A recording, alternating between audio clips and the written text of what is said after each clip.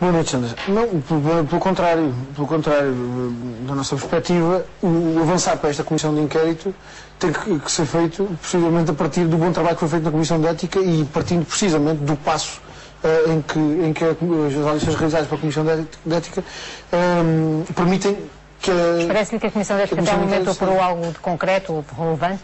Bem, Sandra, eu vou ver uma coisa. Eu compreendo, e ontem no debate parlamentar tivemos a oportunidade de perceber isso e o Sérgio José Pinto trouxe essa questão aqui outra vez.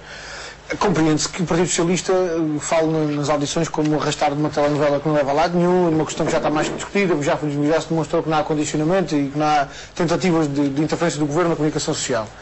E isso não é verdade, pelo contrário, naquelas audições da Comissão de Ética comprovou-se exatamente o contrário. Quando nós temos jornalistas a darem testemunhos vivos de conversas que o Primeiro-Ministro fez para impedir investigações, para impedir publicação de notícias, para impedir a publicação de algum tipo de informação que possa ser prejudicial à imagem do Governo, quando temos diretores de jornais a dizer que em Portugal só não são condicionados os órgãos de comunicação social que à partida estão alinhados ou com o poder político ou com o poder económico, isto são afirmações de grande gravidade. E, portanto, e desse ponto de vista, obviamente, a Comissão de Inquérito tem que aproveitar aquilo que já foi dito naquelas audições. O João considera que seria útil que o Primeiro-Ministro fosse pessoalmente à Comissão de Inquérito? Bem, há uma coisa para a qual nós não estamos dispostos.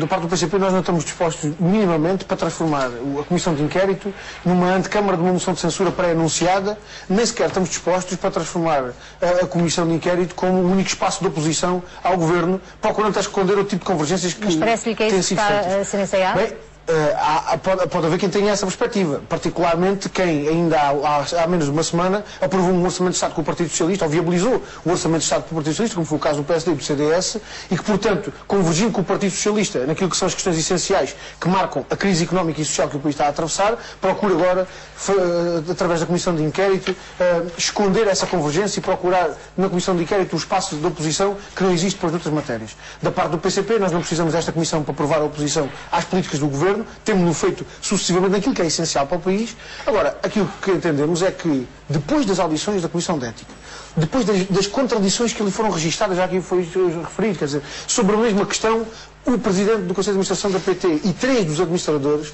disseram coisas contraditórias entre eles. E, portanto, e tudo relacionado com esta questão da interferência ou não do Governo no negócio da TVI. E, portanto, tendo em conta as contradições que já foram, que resultam destas audições da Comissão de Ética, tendo em conta tudo aquilo que está por esclarecer, aquilo que nós no PCP vamos fazer é procurar, nesta Comissão de Inquérito, apurar os factos, descobrir a verdade sobre a intervenção do Governo ou não neste negócio em concreto e a interferência do Governo no sentido de condicionar a comunicação social, e vamos procurar fazê-lo procurando apurar a verdade de forma séria e empenhada. Agora não estamos dispostos para embarcar em lógicas mediáticas com prejuízos feitos antes da própria Comissão de Inquérito ter começado a fazer o seu trabalho. O Sérgio Pinto a dizer isto, quer dizer, para alguém que não queira ter em conta aquilo que têm sido as afirmações feitas na Comissão de Ética, obviamente que pode fazer de conta que nada existiu e que tudo começou com os dinossauros e dos dinossauros passámos ao estado a que estamos hoje. Agora, quem queira ter de forma séria em consideração aquilo que tem sido dito na Comissão de Ética, obviamente que a conclusão que tem que retirar é que hoje adensaram-se as dúvidas que existiam há 2 meses atrás e, infelizmente, há indícios mais sólidos de que houve, de facto, interferência do Governo naquele negócio. Bem, nós vamos propor alternativas concretas àquilo que é este Programa de Estabilidade e Crescimento. Aliás, ao contrário do PSD, nós não conseguimos sequer encontrar aqui um fator de estabilidade. Este programa é um programa de instabilidade social e é um programa de retrocesso económico. Quer dizer, as previsões, eu já não vou perder mais tempo com isso, já aqui foram feitas, em relação ao crescimento, em relação ao endividamento do país, em relação à taxa de desemprego, que são previsões de desastre social, mas há um dado importante neste Programa de Estabilidade e Crescimento. É que este programa é a repetição de receitas já velhas e falidas. E são receitas que impõem os sacrifícios aos do costume para garantir as benesses aos mesmos que repetidamente vão beneficiando dessas benesses. E repare-se no Programa de Estabilidade e Crescimento que nós temos. programas de privatizações que são um verdadeiro festim, para os grupos económicos e financeiros, sejam nacionais, sejam estrangeiros. Temos uma completa capitulação do governo perante os ditames do capital financeiro internacional e particularmente em relação às agências das mais-valias, em relação às agências de denotação. Sandra, essa referência à taxação das mais-valias é uma coisa que sucessivamente o Partido Socialista tem repetido no papel e que, aliás, ainda agora no último Orçamento de Estado tinha uma boa possibilidade de dar uma concretização a isso e não deu. O PCP é para implementar. Tudo o que é bom, o Partido Socialista seguramente não vai implementar. Quando eu concluir, isto vai fazer tudo muito mais sentido para esse vosso raciocínio.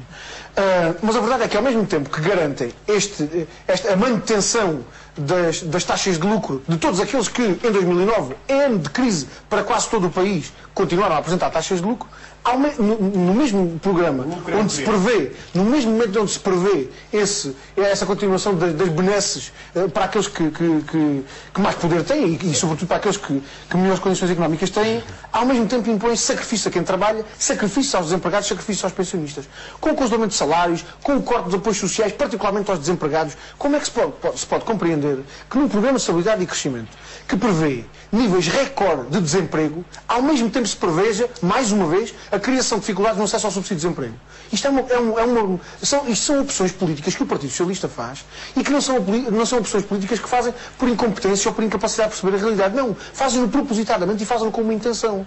E a intenção é de garantir aos mesmos a manutenção das condições que têm tido até hoje à custa de alguém. Tem que ser à custa de alguém. E a opção que o Partido Socialista faz é que essa fatura seja passada precisamente a quem trabalha, a quem passou uma vida inteira a trabalhar, a quem vê aumentar a idade de reforma, a quem vê, uma vez mais, aumentada a carga fiscal, e este exercício que o Sérgio Sousa Pinto hoje aqui estava a fazer, era perfeitamente desnecessário se o Sérgio Sousa Pinto tivesse ouvido o próprio Ministro das Finanças, que disse isto, que disse que os portugueses, não há aumento de impostos, mas os portugueses vão sentir nos bolsos, obviamente, um aumento da carga fiscal. E foi o Ministro das Finanças que disse isto, não foi ninguém que inventou. Mas, Sandra, para concluir, queria dizer o seguinte, é que estas receitas que o Partido Socialista aponta neste programa de estabilidade e crescimento são exatamente as mesmas receitas que nos auxiliam à situação em que nós estamos hoje. E não são uma inevitabilidade, porque há alternativas. Há alternativas e nós vamos confrontar o Partido Socialista precisamente com essas alternativas. Só que essas alternativas exigem o quê? Exigem coragem política para enfrentar, sobretudo, os grandes interesses que beneficiam da situação em que nós estamos e são alternativas que exigem opções políticas corajosas. 3 ou 4 exemplos para concluir muito rapidamente. Primeiro, a necessidade imperativa de apoiar a produção nacional e os setores produtivos nacionais.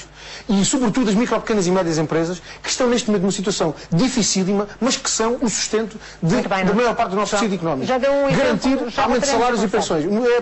Isto é quase um elenco. É quase uma nomeação taxativa.